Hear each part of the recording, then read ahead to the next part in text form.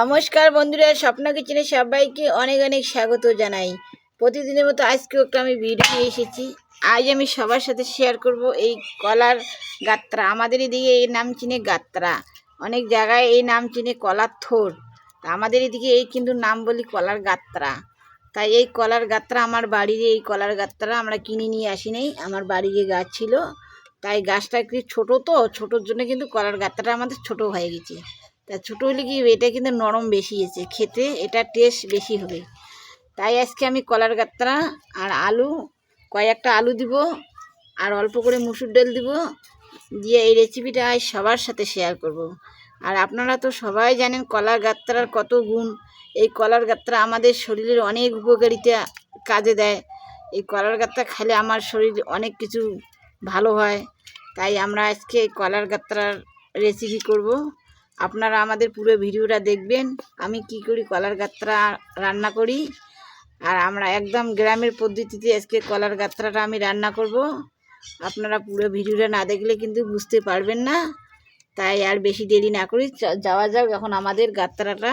এখন আমি কুটি নিব গাত্রাটাকে। গাত্রাটা একদম নরম, ছোটো কলার গাছ তো, তাই গাত্রাটা একদম নরম। তা অল্প করে গাত্রাটাকে এভাবে ছিলিয়ে নিব। এই উপরের চোচাটা দিয়ে নিয়ে কীভাবে কাটবো ওটাও দেখাবো। আগে এই চোচাগুলোকে ছাড়িয়ে নেই, উপরের যে ছালটা আছে এই ছালটাকে অল্প করে ছাড়িয়ে নেব। একদম কচি কলা গাত্রা, বেশি ছাল মোটা নেই, পাতলা ছাল। বন্ধুরা, কলার থোড়ের মধ্যে কিন্তু একটা এই অ্যাস্টে ভাব থাকি যায়, এটা কিন্তু এইভাবে একটা একটা করে পিস পিস করে কেটে তারপরে এই অ্যাস্টেটাকে এইভাবে ফেলাইতে হবে। এই সবগুলো এইভাবে আমি কেটে নেব। আমার থোড়গুলো সবগুলো কাটা হয়ে গেছে, আমি এইরকম করে কেটে নিয়েছি। আলুগুলো আমি এইভাবে কেটে নিয়েছি। এখন আমি থোড়গুলো ধুবো। আমার থোড়গুলো আমি কিছুক্ষণের জন্য আমি হলুদ দিয়ে ভিজিয়ে রাখবো। ভিতরে যে একটু কষ্টা কষ্টা ভাব যে কলার একটা গাত্রা থেকে ওটা বেরিয়ে যাবে, আর এই কলার গাত্রাটা কালো হবে না। তাই কিছুক্ষণের জন্য আমি ভিজিয়ে রাখবো। আমি উনুনটা ধরিয়ে কড়াইতে বসে দিয়েছি। আমি কড়াইতে বসে দিয়েছি। কড়াই আমার গরম হয়ে গেছে। কড়ার মধ্যে আমি তেল দিয়ে দিব। তেল আমার গরম হয়ে গেছে, আমি তেলের মধ্যে এখন আলুগুলো ছেড়ে দিব। আলুগুলো আমি ভাজা করে নিব। দুধ দিব, লবণ দিব। আমার আলুগুলো ভাজা হয়ে গেছে, এখন আলুগুলো আমি নামিয়ে নিব। এই তেলেতে আর একটু তেল দিয়ে দিব। তেলের মধ্যে একটা শুকনো লঙ্কা দিব, একটা তেজপাতা। মরিচটা ভাজা হয়ে গেছে, লাল লাল হয়ে গেছে। এখন আমি তেলের মধ্যে পাঁচফোড়ন দিব। আর দিব অল্প করে পেঁয়াজ। রসুন থেতো করে নিয়েছে, দিব রসুন। ফোড়নটা এদিকে ভাজা হোক। ওই কলার থোড়টা যে হলুদ জলে ভিজিয়ে রেখেছিলাম, আমি জল ফেলিয়ে আমি এভাবে নিয়েছি, একটু হাত দিয়ে এভাবে মেখে মেখে নিয়েছি। আমি সিদ্ধ করি নাই তো, আর সিদ্ধ করলে এর কলার গাছের যে ভিটামিনটা ওটা বাইরে হয়ে যায়। এই জন্য আমি এটাকে জ্বালা কলার থোড় আমার এদিকে গাত্রা বলে, ওইটাই মুখ দিয়ে বাইরে। তাই আমি এটাকে সিদ্ধ করি নেই, এইভাবে হাত দিয়ে একটু মেখে মেখে নিয়েছি। এখন আমি এই তেলের মধ্যে দিয়ে দেবো। আমার পেঁয়াজটা একটু আর একটু ভাজা, পেঁয়াজ লাল লাল হয়ে গেছে। এখন আমি কলার থোড়গুলো দিয়ে দেবো।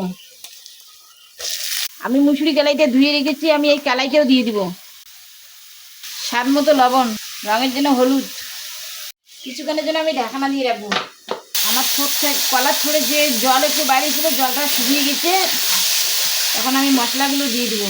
আদা বাটা, জিরে বাটা, শুকনো লঙ্কা বাটা, ধোয়া জল একটু অল্প দিব। বন্ধুরা, আমাদের গ্রামের পদ্ধতি আজকে আমি কলার থোড় রান্না করলাম। আমার মা ঠাকুমারা এইভাবে রান্না করতো, তাই আজকে আমি এইভাবে রান্না করলাম। এই কলার থোড় কিন্তু অনেকজনে অনেক রকম রান্না করে। আজকে আমার একদম গ্রামের পদ্ধতিতে আমি রান্না করলাম।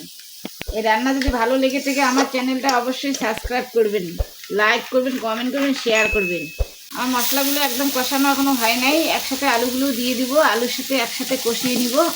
এখন আমি উনুনের জালটা একটু কম করে দিয়ে কষিয়ে নিব, আর একটু জল দিয়ে আমি ভালো করে কষিয়ে নিব, দিয়ে রাখবো।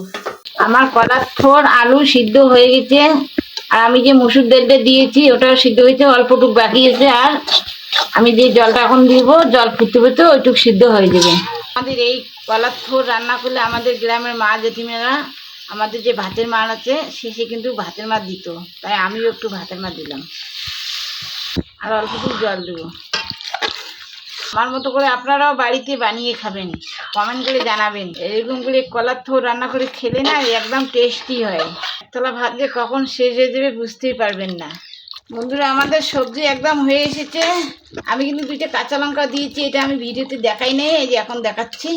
আমার এই কলার থোড়, আলু, কালাই সব সিদ্ধ হয়েছে। এই কলার থোড়টা একটু ছোটো সাইজের ছিল, খুব জ্বালা ছিল, একদম কচি, একদম গলে গেছে। এখন আমার সবজি হয়ে গেছে, এখন আমি নামিয়ে নিব। এখন বন্ধুরা, আমাদের কলার থোড়ের সবজিটা কীরকম হয়েছে। আমার কলার থোড়, আলু, কালাই সব সিদ্ধ হয়ে একদম গলে গলে গেছে। আমার রেসিপিটা যদি ভালো লেগে থাকে আমার চ্যানেলটা অবশ্যই সাবস্ক্রাইব করবেন। আপনার একটা সাবস্ক্রাইবে আমার নতুন নতুন ভিডিও বানার জন্য উৎসাহ দেয়। আর একবার হলো এই সবজিটা আমার মতো বানিয়ে খাবেন। আমার ভিডিও ওইখানেই শেষ, আর দেখা হবে পরের ভিডিওয়ে।